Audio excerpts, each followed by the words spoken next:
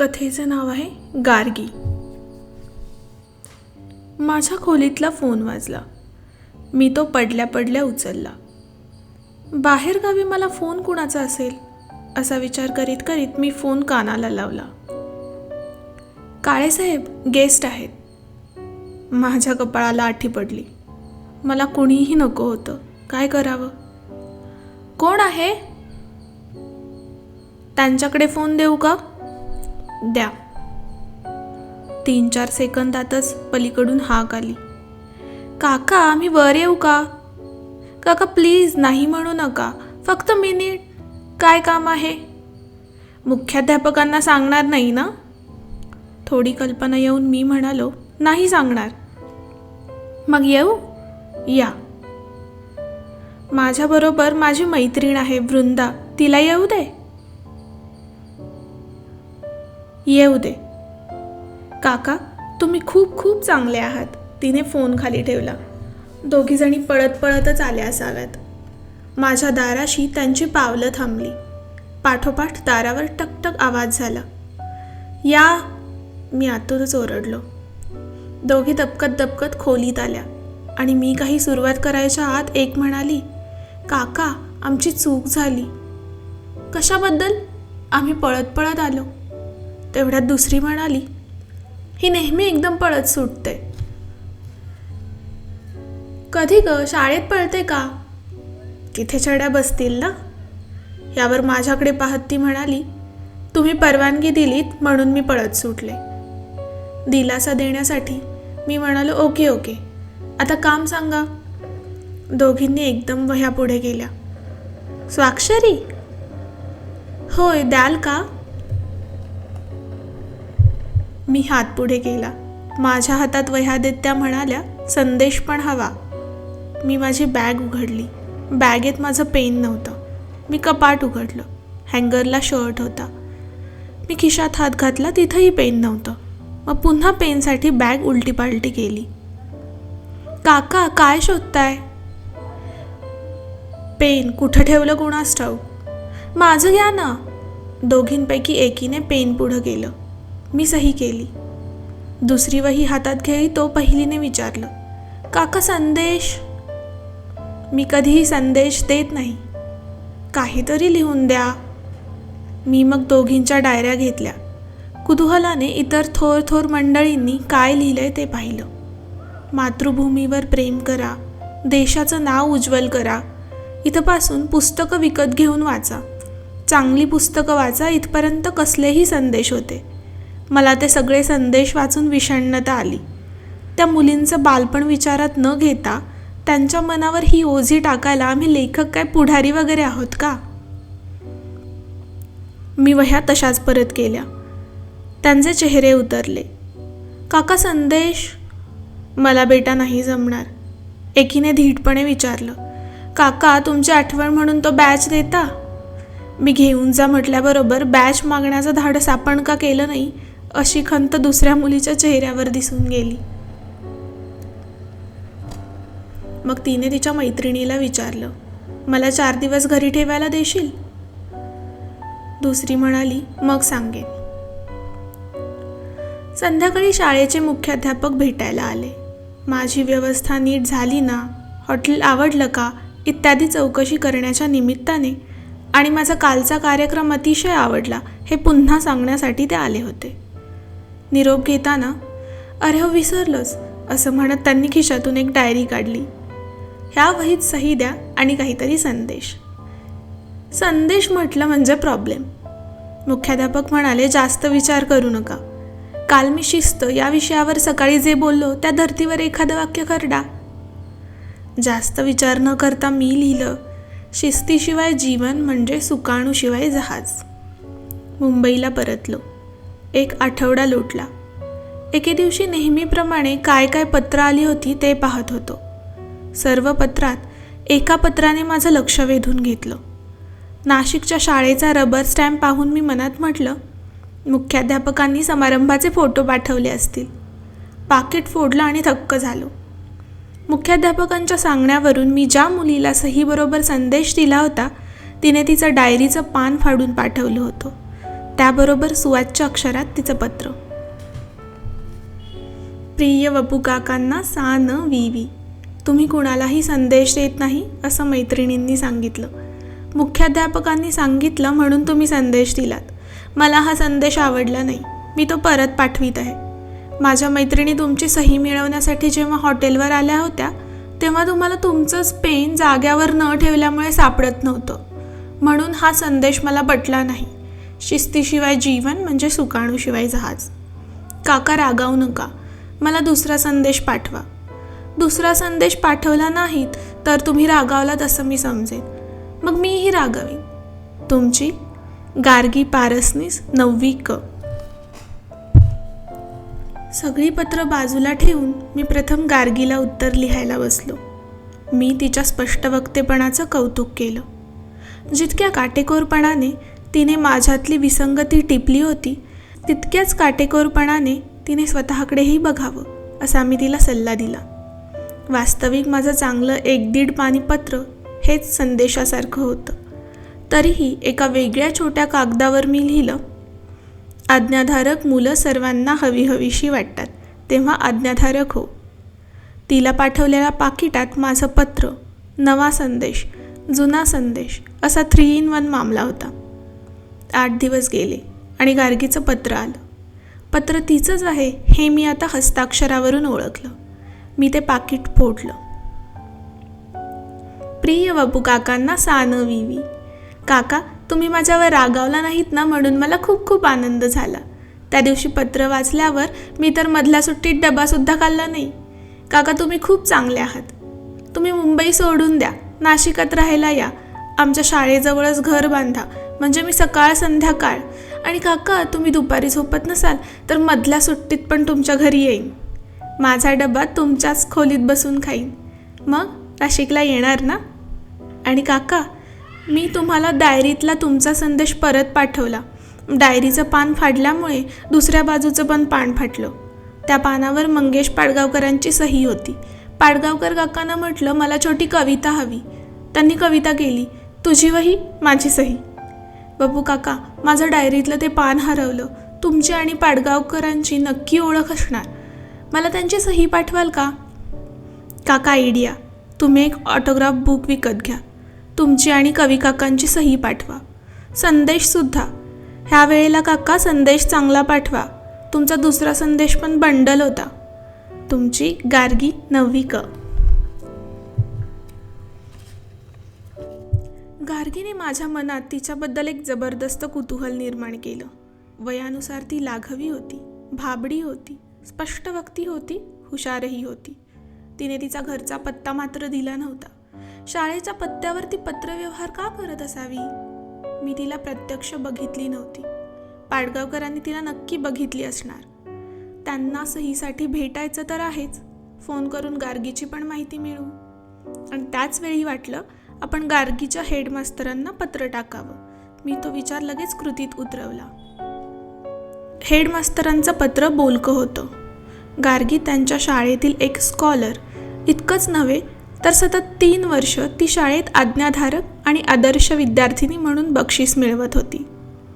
माझा दुसराही संदेश तिला बंडल वाटल्यास नवल नव्हतं. हेडमास्तरांच्या पत्रावरून गार्गीच्या घराची मला थोडी कल्पना आली. तिच्या घरातलं वातावरण वेगळं असावं. त्या वातावरणाची हेडमास्तरांनाही पुरेशी कल्पना नसावी. त्यांनी मोघम लिहिलं होतं तरी खूप सांगितलं होतं. गार्गी हुशार आहे म्हणूनच तिची भीती वाटते. तिला घरचं मार्गदर्शन अथवा संस्कार लाभत असतील असं वाटत नाही. मुलगी प्रेमाला, मायेला आसुसलेली वाटते. जिव्हाळ्याच्या एखाद्या शब्दानेही गोरीमोरी होते. अशा मुलांची वा मुलींची भीती वाटते. त्यांना हव्या असलेल्या प्रेमाची, वात्सल्याची गरज एका विशिष्ट वयात पूर्ण झाली नाही तर अशी मुलं कडवट होतात. त्यांचा विवेक कधीही सुटू शकतो. हेडमास्तरांच्या आयुष्यात सतत मुलं आणि मुलंच असतात. इच्छा असून प्रत्येकाकडे लक्ष देता येत नाही. वाईट वाटतं आणि भीतीही. गार्गी पारसनीसारखी शार्प मुलगी वाया जाता कामा नये. त्या पत्राने मला खूप काही सांगितलं. मी त्याच दिवशी ऑटोग्राफसाठी एक खास छोटी वही घेतली. पाडगावकरांना गाठलं. त्यांच्याच किंचित काव्याने आणि सहीने वहीचं उद्घाटन केलं. त्याच ऑटोग्राफ बुकमध्ये मग संदेशाखाली सही करण्यापूर्वी मी गार्गीला लिहिलं, तुला ह्या वयात जे जे करावं वाटतं ते सगळं कर. हे वय पुन्हा येणार नाही. त्याशिवाय 1-2 पानी जिव्हाळ्याचं पत्रही लिहिलं. असाच कोणी परिचित नाशिकला निघाला तेव्हा पत्र आणि डायरी पाठवून दिली. गार्गीचं 2 दिवसात उत्तर आलं. प्रिय बापू काका, डायरी मस्त मस्त आहे. पाडगावकरांना पण मी पत्र पाठवणार आहे. काका, मी तुम्हाला फार त्रास देते का हो? हो की नाही ते कळवा. देत नाही असंच कळवा. नाहीतर काका कळवू नकाच. तुम्ही या, मुंबई सोडून या. शाळेच्या शेजारच्या जमिनीवर घर बांधायला लागले आहेत. लवकर या आणि घर बांधा. तुमची गार्गी, 9वी क. त्यानंतर 2 वर्षात गार्गीचा आणि माझा पत्रव्यवहार उरला नाही. अधूनमधून आठवण व्हायची. एकदा ती प्रत्यक्षात भेटायला हवी होती असंही वाटत राहायचं. पण नंतर संवाद राहिला नाही, एवढं नक्की. 4 वर्षांनी अचानक नाशिकला एक जाहीर कार्यक्रम मिळाला. प्रयोग रात्री होता. दुपारी टॅक्सीने निघालो. संध्याकाळी 7 वाजता नाशकात. कार्यक्रमाला 2 तास अवधी होता. मी गार्गीचं घर शोधून काढलं. दार तिच्या बापाने उघडलं. मी माझी ओळख दिली. पारसनिसांनी स्वागत केलं. प्रथमदर्शनी माणूस कोरडा वाटला. मला बाहेरच्या खोलीत बसवून तो आत गेला. 3-4 मिनिटांनी तो आला आणि रुक्ष आवाजात म्हणाला, गार्गी शेजारी आहे का बघून आलो. एवढं बोलून पारसनीस दारातच उभे राहिले. आपण बसा ना. गार्गी यायला हवी. गॅरंटी नाही येईलच याची, पण बघू आली तर. तोपर्यंत आपण बोलू. माझ्यासमोर बसत ते म्हणाले, तुम्ही आलात ते गार्गीसाठी. माझ्याशी बोलणार ते रीत आणि नाईलाज म्हणून. असंच काही नाही. तसंच आहे ते सगळे येतात ते गार्गीसाठी आणि गार्गीच्या आईसाठी. बघता कशाला, मी काय खोटं बोलतोय. मी गप्प बसलो. पारसनीस जाग्यावरून उठले. त्यांनी तिथल्या सेल्फातून एक सतरंजी काढून ती जमिनीवर पसरली.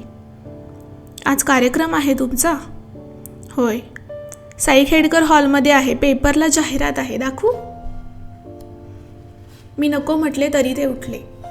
त्यांनी जाहिरातीचं पान माझ्यासमोर धरलं. मी नजर टाकल्यावर तो पेपर त्यांनी जमिनीवर पसरवला. टेबलावरचे 2 पत्त्याचे कॅट्स पसरले. फळीवरचा टाल्कम पावडरचा डबा घेतला. पत्त्यावर पावडरचा सडा घातला. नंतर त्या पत्त्यांवर हात फिरवीत ते म्हणाले, गार्गीची आई आणि गार्गी आज कार्यक्रमाला येतील. गार्गी तुम्हाला आईची ओळख करून देईल. मग पुढच्या वेळेपासून तुम्ही गार्गीबरोबर गार्गीच्या आईला भेटायला यायला लागाल. तसंच होणार. इथं पारसनिसांसाठी कुणीही येत नाही, समजलं? पारसनिसांवर प्रेम करतात फक्त ही 52 पानं. ह्या पानांनी मला पेशन्स शिकवला. वेदांत पण शिकवला. ऐकून ठेवा आणि वापरा कोणत्या तरी कथेत. माझी संमती गृहीत धरून पारसनिसांनी एक्का ते राजा पानं क्रमाने मांडले. मग प्रत्येक पानावर टिचकी मारत ते म्हणाले, एक्का म्हणजे 1 म्हणजे आत्मा, दुर्री म्हणजे 2 ह्याचा अर्थ शिव आणि शक्ती, तिर्री = 3 खंड, स्वर्ग, पृथ्वी, पाताळ, चव्वा म्हणजे 4 वेद, पंजा का मीनिंग पंचमहाभूत, छक्का का मतलब षड्रिपू, सत्ता कहता है सप्तसूर, सप्तरंग, सप्तपदी, अठ्ठ्याचा अर्थ अष्टविनायक, 9 म्हणजे नवग्रह आणि 10 सांगतात आम्ही कोण तर दशावतार. ह्या राणीसाहेब. संसार नेहमी राणीसाहेबांचा असतो. त्यांना वेदांत, अध्यात्म कशाशीही कर्तव्य नसतं. आता प्रश्न इतकाच आहे की या संसारात तुम्ही या राणीचा गुलाम होणार की राजे? आणि तेवढ्यात बाहेरून गार्गी आली आणि पारसनिसांकडे बघत तिरस्काराने म्हणाली, गुलामसुद्धा व्हायची ज्याची पात्रता नाही त्याने राजा व्हायची स्वप्न बाळगण्यात अर्थ नाही. पारसनीस ओरडले, गार्गी? गार्गी त्वेषाने पुढे आली. समोरच्या पत्त्यातला एक्का उचलून पारसनिसांच्या अंगावर भिरकावीत ती म्हणाली, एक्का म्हणजे 1 म्हणजे आत्मा ना? कोणताही खेळ खेळताना प्रथम आत्माच लागतो. तो स्वतःजवळ आहे का बघा, मग उरलेल्या 12 पानांबद्दल बोला. इतकं बोलून माझी दखल न घेता गार्गी आत गेली आणि पुन्हा बाहेर आली. मी जाऊन येते एवढं बोलून ती पायात चपला सरकावून बाहेर पडली. पारसनीस म्हणाले, हे आमचं एकुलते एक कन्यारत्न, हुशारी आणि शहाणपणा ह्यातला फरक न समजलेली एक विदुषी. रामायण वाचून झालं आणि आता महाभारताची पारायणं चालली आहेत. तिथं फार वेळ न थांबता मी निघालोच. निघण्यापूर्वी तिथल्याच एका कागदावर मी महाभारतातला धर्म आणि यमधर्म यांचा संवाद लिहिला. यमधर्माने धर्माला विचारलं, आकाशापेक्षा उंच कोण? धर्म म्हणाला, बाप. पारसनीस म्हणाले त्याप्रमाणे मात्र घडलं नाही. गार्गी आणि तिची आई दोघीही कार्यक्रमाला आल्या नाहीत. प्रेक्षकांच्यात मी त्यांना एकीकडे शोधत राहिलो. गार्गी कार्यक्रमाला आली नाही, पण दुसऱ्या दिवशी तिने भल्या सकाळी मला हॉटेलवर गाठलं. दारावर टकटक आवाज झाला. मी जागा न सोडता येस म्हणून ओरडलो. तर आत कोणीही आलं नाही. वेटर असता तर तो एव्हाना आला असता असं म्हणत मी मग उठलो. दार उघडलं तर दारात गार्गी. पटकन तोंडातून शब्द गेले, ये बेटा. त्या क्षणी तिने माझ्याकडं पाहिलं. त्या नजरेत असंख्य भाव होते. मी तिला बसायला सांगितलं. माझ्या समोरच्या सेमी इझी चेअरवरती बसली. काल कार्यक्रमाला आलीच नव्हतीस का? मला दिसली नाहीस? आले नव्हते. कुठे गेली होतीस का? हॉस्पिटलमध्ये आईसाठी. काय होतं आईला? माइल्ड हार्ट अटॅकची शंका आहे. काय सांगतेस काय? काल पारसनीस काही बोलले नाहीत, हे कसं? ते तसंच. तेवढ्यात वेटर आला. मी त्याला ब्रेकफास्टची ऑर्डर दिली. ती चटकन म्हणाली, काका मला काही खायला नको आहे. मी वेटरला म्हणालो, वेटर दोघांची ऑर्डर कॅन्सल. तुम्ही ब्रेकफास्ट घ्या ना. मला एकट्यालाच खायचं असेल तर मी नंतर तू गेल्यावर खाऊ शकतो. माझी मुलगी समोर बसली असताना मी एकटा खाऊ शकत नाही. तिचा हात डोळ्यांकडे गेला. तिने एक जबरदस्त हुंदका दिला. क्षणाचाही विलंब न लावता मी तिच्याजवळ गेलो. तिचे दोन्ही हात डोळ्यांवरून दूर केले. तिला उठवलं. पलंगावर माझ्या शेजारी बसवलं. एखाद्या पाखरासारखी ती मला बिलगली. तिने मनसोक्त रडून घेतलं. रडता रडता ती बोलू लागली, मी तुमच्याशी भांडायला आले होते. जरूर भांडूया, त्यात काय मोठंसं. आधी ब्रेकफास्ट करू, म्हणजे मग आपल्याला भांडायला शक्ती येईल. माझं भांडण संपलं. वा, बहुत अच्छे. जगातले सगळे मुत्सद्दी भांडणं अगोदर भांडणं थांबवायला लागले तर काय मजा येईल. काका मला लाजवू नका. मी खरंच सगळं विसरले. तुम्ही मला ये बेटा म्हणालात, तिथंच सगळं संपलं. बोलता बोलता ती उठली. कुठे चाललीस? वॉश घेऊन येते. बोल आता, भांडावंसं का वाटलं? एखादी व्यक्ती केवळ माझा बाप आहे म्हणून मी त्याला मान देणार नाही. ह्याऐवजी ज्या व्यक्तीला मान द्यावासा वाटतो तिला मी वडिलांच्या ठिकाणी मानायला तयार आहे. मी हसून म्हणालो, लक्षात आलं, माझ्या कालच्या 2 ओळींबद्दल तू नाराज आहेस. गार्गी काही बोलली नाही. तिला बोलतं तर करायलाच हवं होतं. पारसनीस काय करतात? पत्ते खेळतात. ते गंमत म्हणून खेळले असते तर काय हवं होतं? आम्ही त्यांच्याबरोबर अधूनमधून खेळलो असतो. ते दुसरं काहीच करत नाहीत.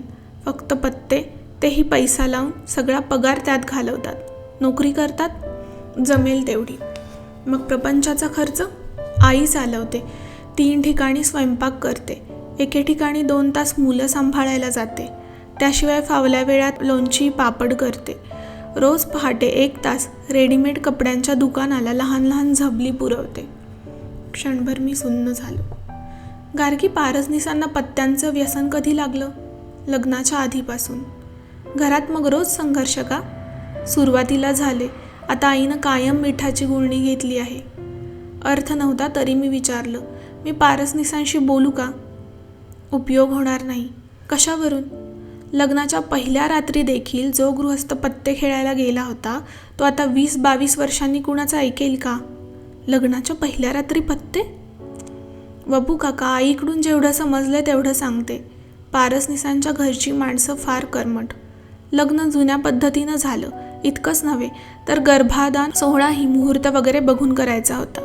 ह्या एका गोष्टीवरून माझ्या वडिलांची त्यांच्या आईवडिलांशी भांडणं होऊ लागली. वडिलांचा पाय घरात ठरेनासा झाला. त्यांनाही असले कोणतेही शास्त्रशुद्ध सोपस्कार मंजूर नव्हते. पत्त्यांचं व्यसन होतंच. नोकरीवरून परस्पर खेळायला जायचे. हरत राहिले की वसुलीसाठी आशेने खेळत बसायचे आणि प्रथमपासून जिंकत गेले तर यशाच्या मस्तीत खेळत राहायचे. तुझ्या आईनं कधी सावरलं नाही? बाबांनी जुमानलं नाही. पहिल्या दिवसापासून आईवर राग का पण? गर्भाधान समारंभासाठी लाभणारा दिवस लग्नानंतर 20 दिवसांनी सापडला. बाबांच्या मते त्या दिवसाची वाट न बघता आईनं तत्पूर्वी बाबांना साथ द्यायला हवी होती. माझ्या आईनं त्यांची जाणून बुजून अडवणूक केली हेच बाबांनी डोक्यात घेतलं. त्याचा सूड म्हणून ते त्या रात्री घरीच आले नाहीत. त्या एका प्रसंगातून आई कायमची बिथरली आणि ते अत्यंत स्वाभाविक होतं. ह्या प्रसंगात तिची जास्त नाचक्की झाली. आता दोघेही एकमेकांना माफ करायला तयार नाहीत. आई राब राब राबते आणि दिवस ढकलते. पारसनीस घरात पैसा कुठून देणार? पगारच त्यांच्या हातात येत नाही. का? पारसनिसांचं पत्त्यांचं व्यसन, लोकांची देणी हे सगळं कंपनीच्या मालकांना माहीत आहे. म्हणून ते आईलाच कंपनीत बोलावून पगार तिच्या हातात देतात. दुसरं काय करणार? माझ्या मते कंपनीची माणसं हे योग्यच करत आहेत. गार्गी पटकन म्हणाली, तुमच्या दृष्टिकोनातून. पण आमच्या घरात दर 1 तारखेला संघर्ष जोपासला जातोय. आईनं हे असं एकटीनं किती वर्ष रेटायचं आणि का? संसार ही काय तिची एकटीची जबाबदारी आहे का? आईनं मरेपर्यंत एकाच तऱ्हेचं आयुष्य का जगायचं? हा संसार आईनं झुगारून का द्यायचा नाही? असं होणार नाही बेटा, हेही दिवस जातील. बापू काका हे म्हणायचं म्हणून म्हणायचं. हेही आयुष्य जाईल हे त्यातलं सत्य. काही वर्ष सोसलं की संपलं. ह्या वर्गात टाकता येणाऱ्या ह्या गोष्टी नव्हेत. माझ्या बाबांच्या 52 मित्रांनी जिवंतपणी काढलेली आईची ही प्रेतयात्रा आहे. एसटी सुटायला 2-3 मिनिटेच राहिली असताना गार्गी धावत पळत स्टँडवर आली. खूप काहीतरी सांगण्यासाठी आली असावी, पण आता तिला काही बोलताच येत नव्हतं. मीच मग निरोपाचे सांकेतिक शब्द, पण ते मात्र मनापासून उच्चारले. बेटा, सांभाळून राहा, डोकं शांत ठेव, आईलाही सांभाळ आणि बाबांनाही सांभाळ. काही लागलं तर कळव. गार्गीने विचार करीत माझ्याकडे रोखून पाहिलं. त्याच वेळेला कंडक्टरने पॅसेंजरचं लक्ष वेधून घेण्यासाठी सतत बेल वाजवायला सुरू केली. गार्गीने एकदम विचारलं, पुढच्या एसटीनं जाता? मी काहीही न बोलता उठलो आणि इतका वेळा काय झोपा काढल्या का अशा अर्थाच्या इतरांच्या नजरा झेलत खाली उतरलं. दुसऱ्याला कमी लेखायची संधी भारतीय जनता सोडत नाही. तरी एक बरं झालं, कंडक्टर मूडमध्ये नव्हता. नाहीतर त्याने लगेच तुमच्यासारखी शिकलेली माणसं असं वागतात या वाक्याची पिंक माझ्यावर टाकली असती. वास्तविक हे ठरलेलं वाक्य कुणी बोललं तर त्याला पायातली चप्पल मारायची सणक येऊनही शिकलेला माणूस तसं वागत नाही. हे खरं शिक्षण हे त्यांच्या बापजाद्यांना समजणार नाही. बोल, काय म्हणतेस? माझ्याबरोबर शॉपिंगला चला. चला, काय घ्यायचा विचार आहे? मी काहीच घेणार नाही, तुम्हीच मला एक साडी घेऊन द्या. गार्गीने तिच्या पसंतीची साडी घेतली. रस्त्यावरून जाताना ती अखंड बोलत होती. मधून मधून माझा हात धरत होती, सोडत होती. मध्येच एखादं कोडं घालत होती. एकदम एखादी आवडती कविता म्हणून दाखवत होती. तर लहर आली की एखादा वाचलेला विनोद सांगत होती. उसाचा रस पिताना तिने मला मास्तरांच्या नकला करून दाखवल्या. उसाचा रस संपल्यावर तिने ग्लासात राहिलेला बर्फाचा मोठा खडा रुमालात बांधून घेतला. साडीची खरेदी झाल्यावर तिने मला हट्टाने देवळात नेलं. गाभाऱ्यासमोर निरनिराळ्या आकाराच्या घंटा बांधलेल्या असतात. त्यातली प्रत्येक घंटा तिने कानठळ्या बसतील इतक्या मनापासून वाजवली. आणि त्याहीपेक्षा कहर म्हणजे बाहेर एक बर्फाची गाडी होती. तिथं गार्गी थांबली.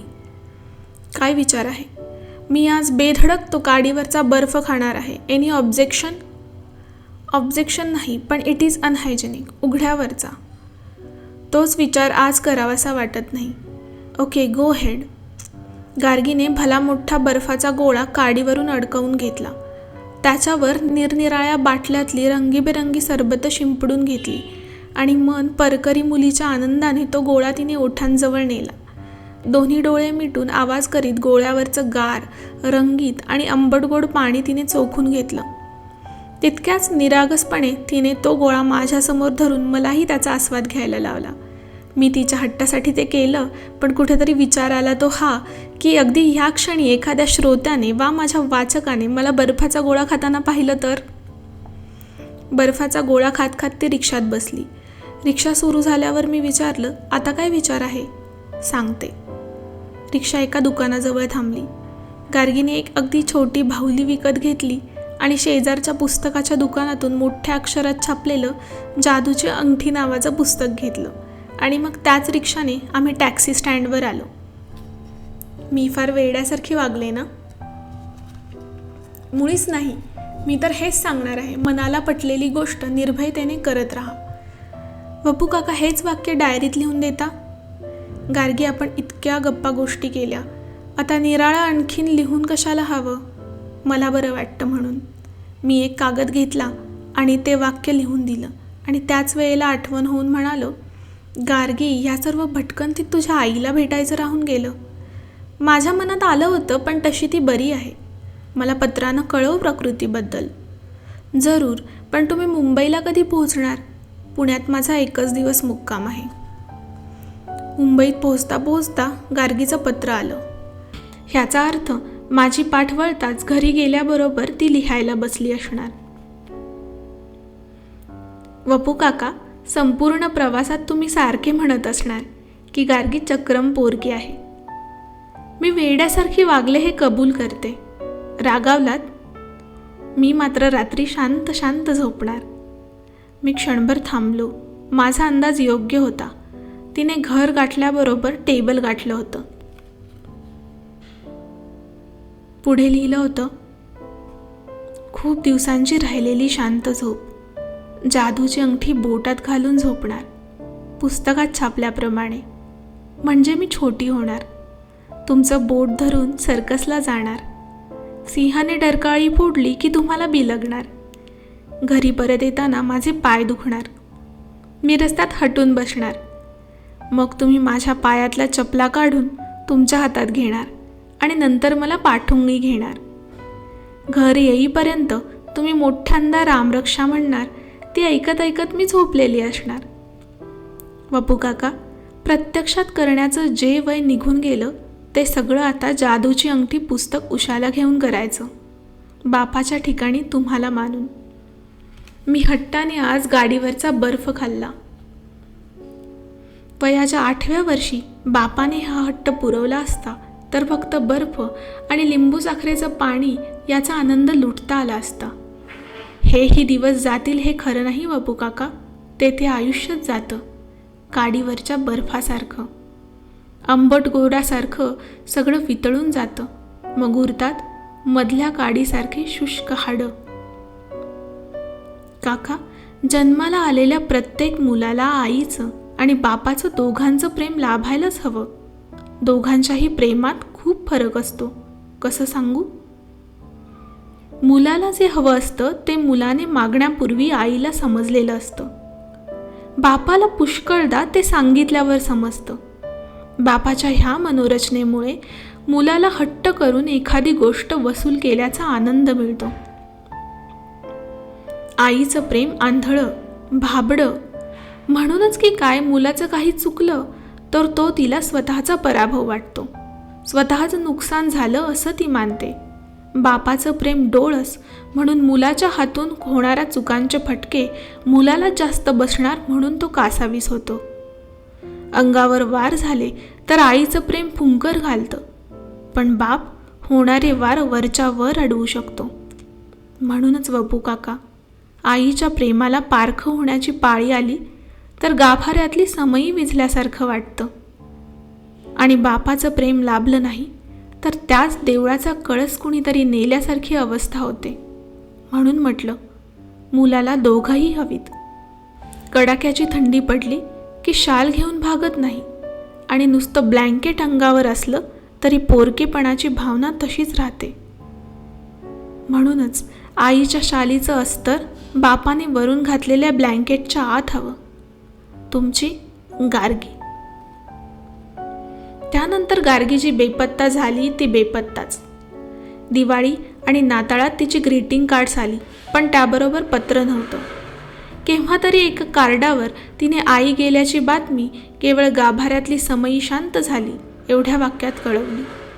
मी सांत्वनाचं पत्र पाठवून 4 दिवस राहायला ये म्हणून कळवलं. त्या पत्राला उत्तर आलं नाही. त्यानंतर गार्गी अचानक जेव्हा दारात येऊन उभी राहिली तेव्हा मी तिला क्षणभर ओळखलंच नाही. मध्ये पुन्हा 3-4 वर्षाचा कालावधी लोटला होता. संध्याकाळची वेळ होती. खूप दिवसांनी भेटायला आलेल्या अशाच एका मित्राला मी जेवायला थांबून धरलं होतं. भारताचा नेहमीप्रमाणे कोणत्या तरी देशाने क्रिकेटमध्ये दणदणीत पराभव केला होता. क्रिकेटमधलं काहीही नीट न कळणारे आणि म्हणूनच त्यात फार इंटरेस्ट नसणारे आम्ही दोघं मित्र. पण क्रिकेटमधलं काहीही कळत नसलं तरी पराभव म्हणजे काय हे माहीत असल्याने ते दुःख बुडवण्यासाठी ड्रिंक्सची योजना तयार होती. चिअर्स म्हणत आम्ही ग्लासेस उंच केले आणि तेवढ्यात बेल वाजली. प्रथम घोटे मग शिकापातः म्हणत मी उठलो. तेवढ्या वेळात ग्लासेस घेऊन मित्र आतल्या खोलीत गेला. घरातल्या इतर मंडळींनी सोड्याच्या बाटल्या, बर्फाचा बाऊल आणि इतर बशा वगैरे नाहीशा केल्या आणि मग जणू काही चरख्यावर सुतकताईचं काम चालू होतं इतक्या सात्विक चेहऱ्याने दार उघडलं. बघतो तो दारात गार्गी. बपू काका ओळखलत? अगोदर आत तर या. पलंगावर बसत ती म्हणाली, अहो जाहो केलत म्हणजे तुम्ही ओळखलं नाही. ओळखलं आता, गार्गी ना? ती हसली. ती खूप म्हणजे खूप बदलली होती. मुख्य म्हणजे ती कमालीची प्रौढ झाली होती. चेहऱ्यावर भाबडेपणाचा लवलेश नव्हता. अवखळपणा तर कधीच ओसरला असावा. ही आता देवळातल्या घंटा जोरजोरात बडवणार नाही. जादूची अंगठी असलं पुस्तकही विकत घेणार नाही. माझी गार्गी मला भेटायला आलीच नव्हती. काय बघताय? किती बदललीस ते बघतोय. ती नुसती हसली. मघाशी हसली तशीच. मुंबईला केव्हा आलीस? मी गेले वर्षभर इथंच आहे. काय सांगतेस काय? वपू काकाची आठवण तुला एका वर्षानंतर झाली का? असं विचारू नका. माझी वर्षभर माझ्याशीच झुंज चालली आहे. म्हणजे काय? मी राहते नेरळला. नेरळहून रोज दादरला येते. तिथून ताडदेवला नोकरीला जाते. तिथं कुठे? ज्योती प्रोडक्शन्स म्हणून ऑफिस आहे. बलसारा मालक. त्याच्या नवीन फिल्मचं शूटिंग आता संपत आलं. मी त्याची सेक्रेटरी कम स्टेनो कम टायपिस्ट कम टेलिफोन ऑपरेटर. ह्या आमच्या साहेबानं मला 1 वर्ष विश्रांती घेऊन दिली नाही. आज मी कशी तरी सुटका करून घेतली 1 तासापुरती. 1 तासानं मला न्यायला गाडी येईल. अरे वा, म्हणजे रुबाब आहे म्हणायचा. रुबाब कसला काका? आमचा साहेब आला इथं त्याच्या मैत्रिणीला भेटायला. तिचा नवरा बाहेरगावी गेलाय तेव्हा आलं लक्षात. मी ती संधी साधली आणि त्याच्या गाडीतून आले. तुला कसं समजलं तो इकडे येणार ते? काका, मी टेलिफोन ऑपरेटर आहे. प्रथम आम्हालाच कळतं. फक्त कान उघडे असले तरी आम्ही ओठ शिवायचे असतात. टेलिफोन ऑपरेटर म्हणजे 3 पुतळ्यांपैकी कानात घातलेली काडी पोटाकडे नेणारा पुतळा. मग त्याला तू सांगितलंस कसं? मी नुसतं म्हणाले, मला कलानगरजवळ काम आहे, ते करून येऊ का? तो म्हणाला, मी तिकडेच जातोय. मग आता रात्री तू नेरळला कशी जाणार? रात्री 12पर्यंत शूटिंगच चालेल. मग मी माझ्या मैत्रिणीकडे मुक्काम करणार. असं किती वर्ष करणार? आता थोडे दिवस राहिले. मेननचा फ्लॅट पुढच्या महिन्यात आमच्या ताब्यात येईल. मेनन कोण? वपू काका, तुम्ही माझ्यावर आज खूप रागावणार आहात. तुम्ही अभय द्या, मग सगळं सांगते. दिलं. मेनन म्हणजे माझा वुड बी हजबंड. असं म्हणत तिने पर्समधून एक फोटो काढून दिला. त्या फोटोत एक तरतरीत चेहऱ्याचा काळा सावळा गृहस्थ डावा खांदा आणि हनुवटीच्या मध्ये व्हायलिन धरून उभा होता. कॉंग्रॅच्युलेशन्स. हे कधी जमलं? 4 महिने झाले. नुसतं ठरलंय की झालं हेही आता सांगून टाक. गार्गी जरा विचारात पडली. मी पटकन म्हणालो, मी रागावणार नाही. तर ती म्हणाली, लग्न तर ठरलंय, फक्त करू की नको ह्याबद्दल सल्ला हवाय. म्हणजे? थोडा प्रॉब्लेम आहे. मेनन फक्त फोटोपुरतं व्हायलिन वाजवतात की खरं? ते व्हायलिनिस्ट आहेत. फिल्म लाईनचे फ्रीलान्स आर्टिस्ट आहेत. त्याशिवाय त्यांचं सरगम नावाचं ऑर्केस्ट्रा आहे. अरे वा, उत्तम व्हायलिन वाजवायचे. वाजवायचे म्हणजे? तोच प्रॉब्लेम आहे. परवा दौऱ्यावर असताना त्यांच्या ऑर्केस्ट्राच्या गाडीला ॲक्सिडेंट झाला. पेपरला आलं होतं का? हो. पण त्याला तर बरेच दिवस, 2 महिने झाले. त्याच दिवशी आमची एंगेजमेंट झाली. मी दौऱ्यावर जाऊ नका म्हणत होते, पण त्यांनी ऐकलं नाही. डाव्या हातालाच मार बसलाय. हात 2 महिने प्लास्टरमध्ये आहे. हात सुटला तरी आता वायलिन पहिल्यासारखं वाजवू शकतील की नाही हा प्रॉब्लेम आहे. क्षणभर थांबून मी म्हणालो, माझं स्पष्ट मत विचारशील तर तू लग्न करू नको. एंगेजमेंट झाल्याचं विसरून जा. मेननचं कसं होईल? मला मेननची कर्तव्य नाही. मला गार्गीचं सगळं चांगलं झालेलं बघायचं आहे. मान्य आहे, पण मेननला त्याच्या सध्याच्या अवस्थेतच खूप चांगल्या आधाराची गरज नाही आहे का? ही जबाबदारी तूच उचलायला हवी आहेस का? माझ्याकडे स्थिर नजरेने पाहत गार्गीने विचारलं, तुमच्याच कथेतलं एक वाक्य तुम्हाला ऐकू का? अवश्य. म्हणजे भेटत नसलीस तरी वपू काकाच्या कथा तू वाचतेस हे मला समजेल. मागच्या दिवाळीतील कथा. कथेचं नाव श्रावण. दिवाळी अंकाचं नाव मोगरा. आणि वाक्य आहे, सावली देऊ शकणाऱ्या वटवृक्षानं विश्रांतीला आलेल्या पांथस्ताला बाकीची झाडं सोडून तुला नेमका मीच सापडलो का असं विचारायचं नसतं. गार्गीचं वाक्य संपताच मित्र म्हणाला, वपू, भारताची आजची ही 12वी विकेट. मी मग गार्गीशी सगळ्यांची ओळख करून दिली. गप्पा मारता मारता गार्गी पलीकडच्या खोलीत गेली. मित्राने खुणेनेच ड्रिंक्सचं काय असं विचारलं आणि त्याच वेळी गार्गी आमचे ग्लासेस घेऊन बाहेर आली. आमच्या हातात ग्लासेस ठेवत ती म्हणाली, वपू काका कमाल केलीत. मला मुलगी मानता मग कसला संकोच करता. आमचे ड्रिंक्स होईतो गार्गीचं जेवण झालं. खाली गाडीचा हॉर्न वाजला. गार्गीने खिडकीतूनच शोफरला खुणेने येते म्हणून सांगितलं. काका मी येऊ? शांतपणे कधी भेटणार? मेननच्या ऑपरेशनची तारीख ठरल्यावर सांगायला येते. ओके, काही लागलं तर सांग. गार्गी चपलांशी घुटमळली. किती? क्षणभरच. पुन्हा ती मूळ स्वभावात गेली आणि तिने विचारलं, कर्ज द्याल? किती हवंय? फक्त 2000. दिले. कधी येऊ? हवं तर आता देतो. पैसे घेताना ती म्हणाली, खूप सावकाश फेडणार आहे, कारण प्रथम बलसारा साहेबांचे फेडायचे आहेत. ते अर्थात पगारातूनच कापले जाणार आहेत आणि ओव्हरटाईम जवळपास रोज असतो. तेव्हा ते पैसे लवकर फिटतील. 3000 तर आहेत. पैसे कशासाठी हवे तितके? ऑपरेशनसाठी. कोण करणार आहे? साहेबांचा पंजाबी म्हणून एक सर्जन आहे. चांगला माहितीतला आहे ना? हो. Wish you all the success. त्यानंतर गार्गी भेटली. ती झोप उडावी अशा स्वरूपात. प्रीतम हॉटेलात 3-4 पुरुषांसमवेत गप्पा गोष्टीत ती रमली होती. कपड्यांचा चॉईस आणि गार्गीकडे बघण्याच्या त्यांच्या नजरा फार काही वेगळं सांगून गेल्या. गार्गीचं माझ्याकडे लक्ष जाताच ती आलेच म्हणून तिथून उठली आणि माझ्या टेबलाजवळ आली. वपू काका कसे आहात? एकदम मजेत. तू? मीही ठीक आहे. काय सध्या व्यवसाय? व्यवसाय तोच, ज्योती प्रोडक्शन्समध्ये. मेनन काय म्हणतात? ऑपरेशन झालं? काका असं काय करता? ऑपरेशन तर 1.5 वर्षांपूर्वीच झालं. तुमच्याकडे आले होते त्यानंतर 8व्या दिवशी झालं. ठीक आहेस ना? That's fine. रागावलात? रागावलो नाही, कारण हे असंच होणार होतं. गार्गी बघत राहिली. मग मी म्हणालो, आज तुझं वाक्य मी ऐकवणार आहे तुला. बापाची माया ब्लँकेटसारखी. आठवतं? ती मानेनं हो म्हणाली. आता फक्त मानलेल्या बापाची माया कशी एवढं सांगून जा. तिच्या डोळ्यातून खळकन पाणी आलं.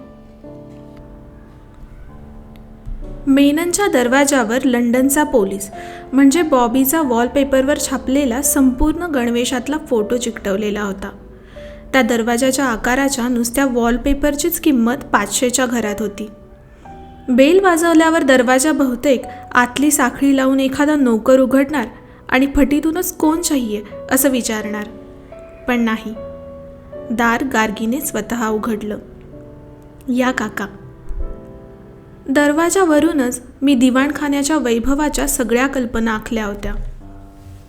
त्या मूर्त स्वरूपात उतरल्या होत्या. गार्गी आत गेली आणि थंड पाण्याचा ग्लास घेऊन आली. पाणी संपवीत मी विचारलं, मेनन साहेब कुठे आहेत? आहेत ना, आत आहेत. प्रथम एक सांग, त्यांची प्रकृती कशी आहे? सगळं सांगणार आहे. त्यापूर्वी तुम्ही काय घेणार ते सांगा. चिल्ड बिअर चालेल? चालेल. माझ्या हातात ग्लास देत ती म्हणाली. मोकळेपणी हो म्हणालात बरं वाटलं. मी घेतो हे तुला माहीत आहे, मग अनमान कशाला, नाही का? मनाला पटलेली गोष्ट धैर्यानं करीत राहा. हा तुमचा शेवटचा मी मागून घेतलेला संदेश आठवतं? मी काही विसरलेलो नाही.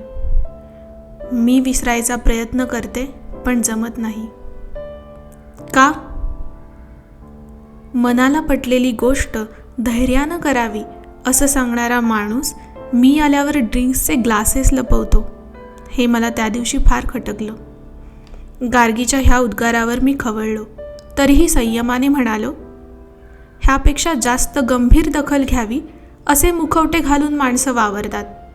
ज्या पायी मनच कायमची दुखावली जातील असं वागतात. ग्लासेस लपवण्यामागे जसा भित्रेपणा आहे, तसाच आवडत्या व्यक्तीच्या भावनाही जपण्याचा प्रयत्न आहे. त्याचं काय?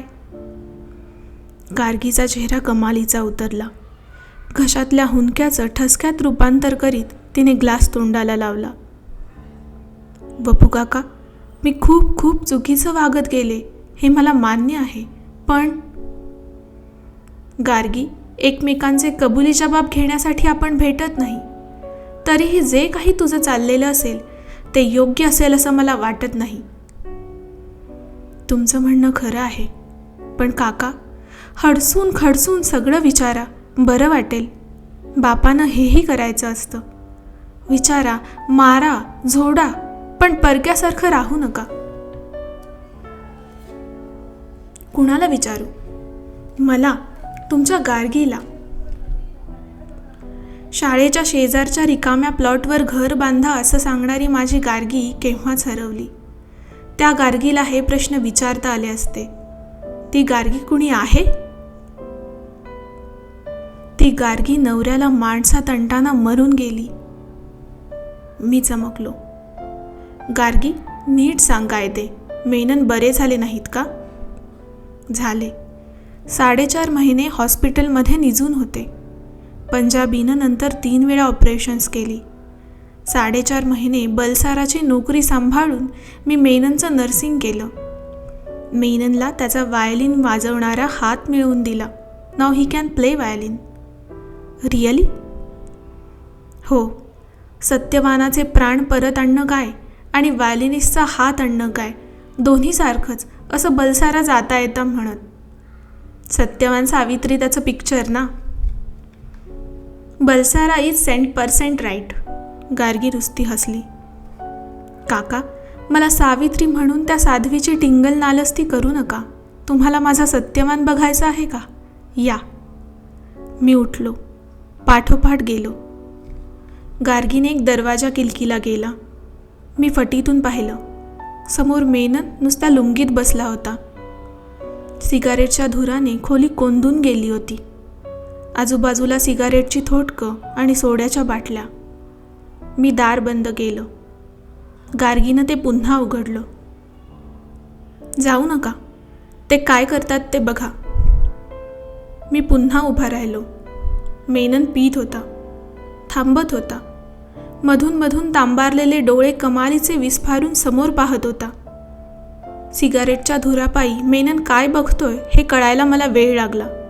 नंतर लक्षात आलं, पलंगावर त्याचं वायलिन पडलेलं होतं. तो मग एकाएकी हुंदके द्यायला लागला.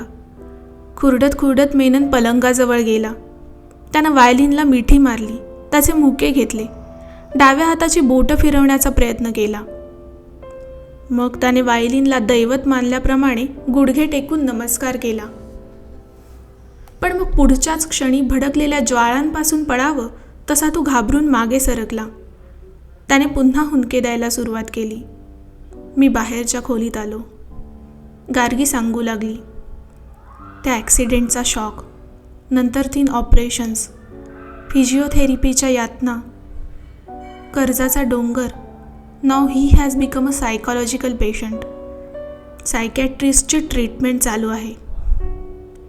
रात्रंदिवस पैसा उभा करण्यात तुमची गार्गी हरवून गेली. आणखीन काय सांगू? सुन्न मनाने पडलेल्या आवाजात मी विचारलं, ऑपरेशन्सचं कर्ज फिटलं की नाही? फिटलं, पण त्यापैकी फार थोडी रक्कम पैशानं फिटली. बाकीचं सगळं देणं परमेश्वरानं बाईचा जन्म दिला, तारुण्य आणि सौंदर्य दिलं म्हणून एका रात्रीत फिटलं. बलसाराचं, पंजाबीचं, इतकंच नव्हे तर पंजाबीच्या ॲनेस्थेटिस्ट डॉक्टर वैद्यांचं पण. गार्गी? त्याशिवाय मेननना डिस्चार्जच मिळणार नव्हता. पण म्हणून सगळ्यांनी? काका, ST स्टँडवर तुम्ही एका भिकाऱ्याला पैसे दिलेत की तोच सगळ्या भिकाऱ्यांना हा देणार आहे असं सांगून पाठवतो? मी अस्वस्थ होत विचारलं. पंजाबीचं ठीक आहे, तो सिंधी जातीवर जाणारच. डॉक्टर वैद्यांनी असं का करावं? काका, बळी जाणाऱ्या माणसाची जात बळी हीच. त्याचप्रमाणे लुबाडणाऱ्यालाही जात नसते, त्याची जात लुबाडणाऱ्याचीच. असं नुसतं काही ऐकलं तरी माझं रक्त जळतं. तुम्हाला रक्त आहे हे त्याचं कारण. माझी वाचाच बंद झाली. होरपळलेल्या मनाने मी विचारलं, आता हा संसार तू झुगारून का देत नाहीस? मेननसाठी सायकॅट्रिस्ट सांगतात तो वायलिनला हात लावतो, रडतो, मुके घेतो. ह्या सगळ्या चांगल्या सायन्स आहेत. तो पुन्हा माणसात येईल. मी त्या दिवसाची वाट बघते. हे एक. आणि दुसरं म्हणजे स्वतःचंच आयुष्य झुगारून देण्याची पाळी आली की संसार काय किंवा सगळं जग काय झुगारल्यासारखंच असतं. माणूस एकटाच जगत असतो. मेननही एकटा, गार्गीही एकटी. काका, तुम्ही मेननचं वायलिन ऐकलं नाहीत. ऑर्फियसप्रमाणे यमदूतांकडून युरेडाईकचे प्राण परत मिळवण्याची शक्ती त्या बोटात आहे.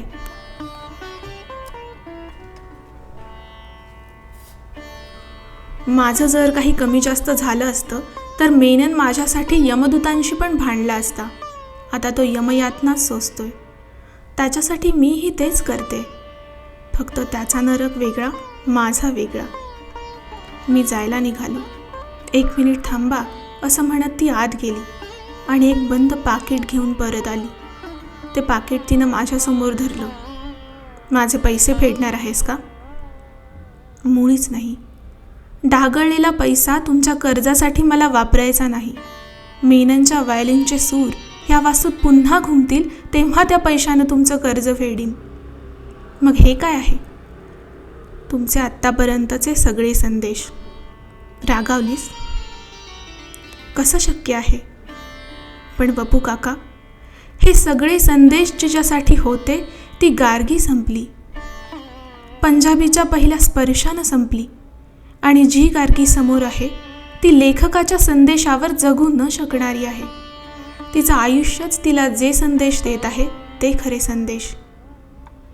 लेखकाच्या संदेशावर जग बदललं असतं तर समर्थांच्या मनाच्या श्लोकानंतर कोणत्याच वाङ्मयाची, साहित्याची निर्मिती झाली नसती.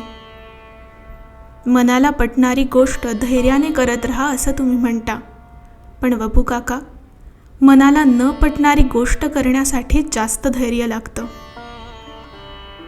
गार्गी नंतर भेटलेली नाही, पण ती तरीही सतत बरोबर असते. कार्यक्रमाला निघालो म्हणजे तर हटकून बरोबर असते. अशीच एखादी भाबडी, निरागस, टपोऱ्या डोळ्यांची, केसांच्या 2 वेण्या लाल चुटूक रिबिन्सच्या बोसहित खांद्यावरून पुढे आणत एखादी बाहुली वही पुढे धरत सही मागते. संदेशासाठी आग्रह धरते तेव्हा समोर गार्गी असते. आणि मग संदेश तर सोडाच, मी माझ्या स्वाक्षरीचंही वळण विसरलेला असतो.